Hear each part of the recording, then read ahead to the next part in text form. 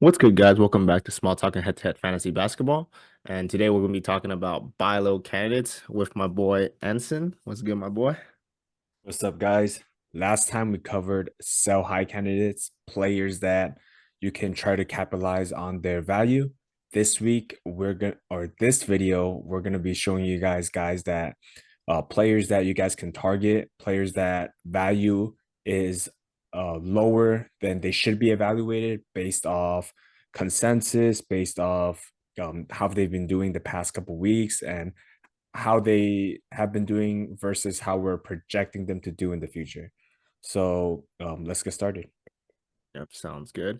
So on our first candidate here, we got Stephen Curry. We just take a look at his game stats really quick. So last 2 weeks only have been averaging 38 fantasy points a game. This is very unlike Steph. Steph is usually supposed to be a first rounder almost every single year. So if people who drafted Curry are starting to say, hey, Curry's falling off, Curry's getting old, and they don't really understand what's going on with looking at his stats, you guys can start trying to move some pieces around, try to trade for Curry. I think this is a really, really good ideal time just because, Chris Paul is out, so it'll be a lot more usage on Curry. And if Curry starts to pick back up, people are not going to be wanting to trade him as much. So I think this is the perfect time. Try to get Curry. I think you can give up somebody around like the 44, 45 fantasy point range. I think he can definitely average 50 this year, in my opinion, easily. But yeah, if you guys can try to make a move for Curry, I think this would be the best time too. Steph Curry is currently averaging 41.6 for the season, so it's not too far off his past 2 weeks. And with Draymond Green coming back, it could be pretty good for Steph Curry. He seems to play better with Draymond Green as Draymond Green helps him kind of set illegal screens, but also help him get open looks. So everything seems pretty constant with the Warriors team compared to last year, where Steph Curry averaged 51 fantasy points. The only main difference between this year's team and last year's is a few players are kind of stepping up. We see the two rookies stepping up, and then we've seen their veterans kind of slumping. Clay, Wiggins really struggling, and also a high volume shooter in Jordan Poole leaving the team for CP3, who has been not only is he dealing with injuries on and off the court, but he's also not a high volume shooter. So all of this benefits Steph Curry because there's just less shots to go around. Everything else is constant. So Steph Curry should be able, if depending on whether he can return back to his normal form, he should be averaging close to 50 fantasy points per game.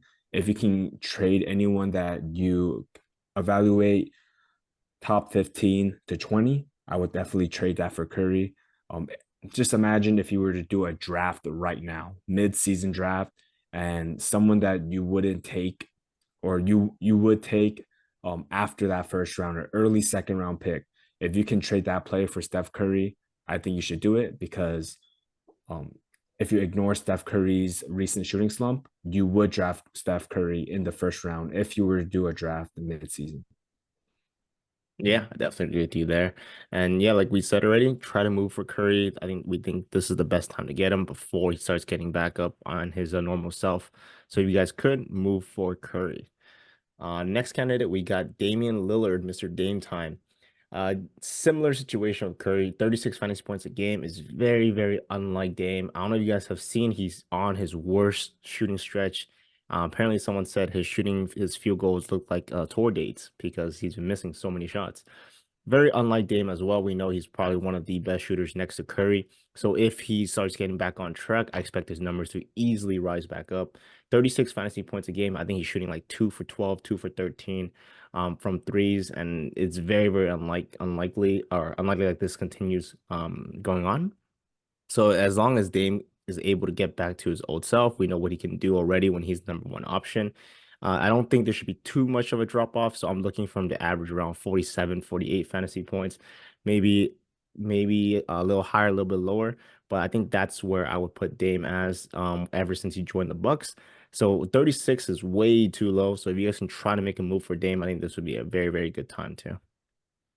Yeah, this is the first sample size we've seen Damian Lillard as a second option opposed to a first option. besides obviously his first 2 years when he was playing with LaMarcus Aldridge. So this is Dame's really first time being a second option, and I don't think that you should view Dame any less just because he's a second option. This isn't an accurate representation because it's not really his shot volume that has been dropping significantly. Yes, they've dropped with Giannis, but it's really his efficiency. As you see, he shoots 38% as a career 3-point shooter. He's also shooting 45% from the field in his career, and that's including his first couple years in the league. So he's a lot better shooter than this, even if he keeps the same touches, but he just improves his efficiency back to what we've seen from Dame. I think he should be around a 45 average. Yeah, easily a 45 average for Dame. 36 is crazy for Damian Lillard.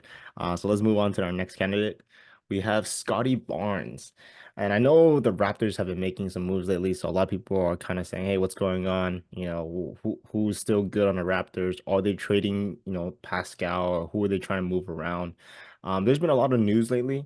But as a key candidate, we look at is Scotty Barnes. I think the Raptors already made it clear they're trying to rebuild around Barnes, but they're still trying to see or find pieces that fit around him, right? They just grab quickly and bear it. Now the big question is, what happened to Barnes, right? Barnes is starting to drop off kind of very aggressively. If you look at it, he's averaging 33 fantasy points a game from the last 7 days.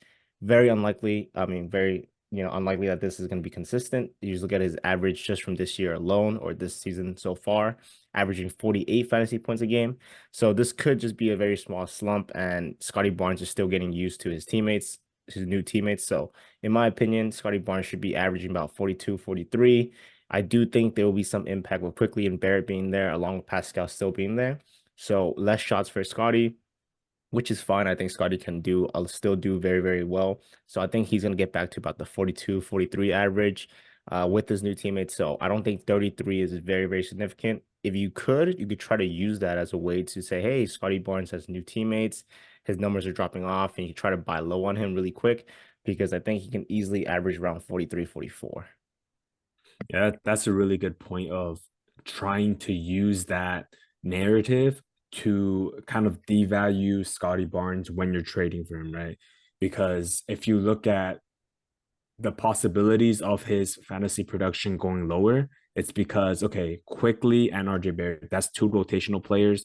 That's two players that take not only take more shots, but those are two additional ball handlers, right? Scotty Barnes has been thriving this season because he has been able to take more ball handling responsibilities. Because of obviously losing Fred VanVleet. However, his assist numbers has not been taking a dip these past a couple games with the addition of RJ Barrett and Emmanuel Quickly. He was still able to get 8 assists against Memphis, 6 assists against Sacramento. He struggled overall against the Warriors, so he only had 3. But it's really his rebound numbers that have been taking a hit these past couple games with his new teammates. And I don't think RJ Barrett and Emmanuel Quickly has a negative impact on Scotty Barnes' rebounds compared to OG Anunoby. Yeah, let's move on from Scotty Barnes. So coming up next, we have Carl Anthony Towns. So a lot of people are unsure about Cat after his injury last season, but now he looks like he's coming back and he doesn't seem 100%. And if you just look at his last 15 days, he's averaging 25 fantasy points a game, which is very, very bad. Looks like Jordan Poole out here, no cap. But just look at let's see what's going on to get a little deeper dive into it. He's averaging about 3.7 turnovers a game, very unlike Cat. 44% field goal as a big man doesn't really make sense. And then 1.4 on 1.4 3-point made on 30% after he won the 3-point contest doesn't really make sense as well. So in my opinion, I think Cat is definitely a buy low. 25 fantasy points just doesn't make sense at all. Just seeing about what he can do. Even after tonight, he dropped a pretty decent game. And I think we can look for that as potentially a way we can see it moving forward. He's slowly starting to come back, and if you guys are able to get him now before he starts putting back his old self numbers, I think this would be a very, very solid way to start picking up Cat. I know there was uncertainty, like, oh, AE, Cat, and Rudy Gobert there, they're going to affect Cat's scoring numbers, Cat's rebounds. But as of right now, we can see what happened is that Cat still is able to drop these big games here and there. I think he's starting to find his consistency and starting to find his rhythm. And if he's able to do that, I can see him be a very, very solid fantasy player over the span of the next few months. Yeah, it's sort of late to view Cat as a buy low candidate as he just had a big game today and he's slowly starting to pick it up, right? The last couple games, 37, 38 fantasy points. Those are a little bit more like him. I do think he can do better. He could definitely be a 41, 42 fantasy point per game player. However, before this, he was putting up 26, 12 fantasy points, right? So he's been really struggling before. He's slowly picking it back up, which is a good sign. What I would say about trading for Karl Anthony Towns is even though you might be excited for the potential of Cat, of how much he can drop, he can obviously have these monster nights, 60 fantasy points. However, you do need to take in consideration that he is injury prone at the end of the day. Yeah, great addition there. Definitely injury prone, and we see from the last few seasons. As of this year, I don't think he has suffered any big injuries. I don't want to say yet, but we haven't seen him suffer any big injuries, and hopefully that continues on if you guys do have them. So if you guys are also dealing with some injuries in your personal teams, maybe this would be a good way to, try to trade Cat, or vice versa. You don't have a lot of injury risk players on your team. You guys can try to trade for Cat, where if he does get injured, knock on wood, he doesn't. But if he does get injured, it wouldn't be too bad, or you could stash him in the IR and then pick up another player. But let's move on from Cat. We have Trey Jones. So Trey Jones has been on a few buy lows that I've seen, in my opinion, just because people were saying, "Oh, he's starting now, he's gonna be good," but then he puts him back into the bench, and it's like, okay, is he gonna be for sure a starter, or he's gonna still play off the bench? And I think as of right now, he's starting to look really, really solid coming, moving into the starting lineup. He he was coming off the bench, and when he was coming off the bench, he was barely rosterable. But now, when he's in the starting lineup, he looks a lot better. I think he is probably the better point guard on San Antonio. And we've seen clips where his teammates can't find Victor when Victor is like wide open. And Trey Jones seems to be like the solution to that issue. And now, since he is in the starting lineup, we just look at his fantasy points: 36 fantasy points a game, 35 minutes per game, 18 and 5. So it looks very, very solid for Trey Jones if he's able to stick into the starting lineup. I think this would be a very, very solid player that you guys can try to move around for. If you guys lack point guards, Trey Jones can be a very easy trade if you guys want to trade him for someone that's not as good, but they don't really know if Trey Jones is going to be stuck in the starting lineup. Yeah, if he remains a starter, you can expect about 15 and 6 from him. As you see last season when he did get 31.6 minutes per game, he wasn't starting every game, but he was getting a lot more minutes. He was able to average almost 7 assists per game. So if he's able to maintain 33, 34 minutes, I think he should be able to produce about 34, 35 fantasy points for the rest of the season. You do have to be careful as San Antonio seems to kind of be in a rush to fill in that point guard position. There's some rumors about DeJounte Murray. I don't know how realistic that will be. I don't know what they could really offer the Hawks, but regardless, if you do have to be careful that San Antonio could potentially make a move for a more veteran point guard just to help Wemby's development. And if that happens, then Trey Jones' value could plummet. Yeah, make sure you guys do keep in mind of that. There will be trades that happen, and they will make new buy low or sell high candidates move around. So be aware of that. Just, the trade deadline is coming up, and people are trying to start making trades, making moves happening for their own, like in the NBA league. So make sure you guys are aware of that. These are buy low candidates as of right now. So if you guys want any of these candidates, I think these will be a good time for you guys to move and try to get some of these players. Is there anything else you want to add for them, Anson? Yeah, one more thing about Trey Jones is that he is 54.9% rostered. So he is potentially in your free agency. So if he is in your free agency, for whatever reason, most leagues, most active leagues, probably already rostered Trey Jones. But if he is for some reason in your free agency, I think he is definitely a pretty good low risk, high reward roster. Yeah, why not just grab him and see how he does for next few games? And if he does well, he could be a potential sell high candidate if San Antonio wants to make a move to trade for another point guard. So keep that in mind if you guys do see Trey Jones in your free agency and you're like, hey, I can drop somebody that's like droppable and just pick up Trey Jones for a little bit. Pick up Trey Jones. He might play off well for you guys there and help you guys win your fantasy league. But yeah, that should wrap up our video. Is there anything else you want to add for them, Anson? Yeah, make sure you guys join our Discord.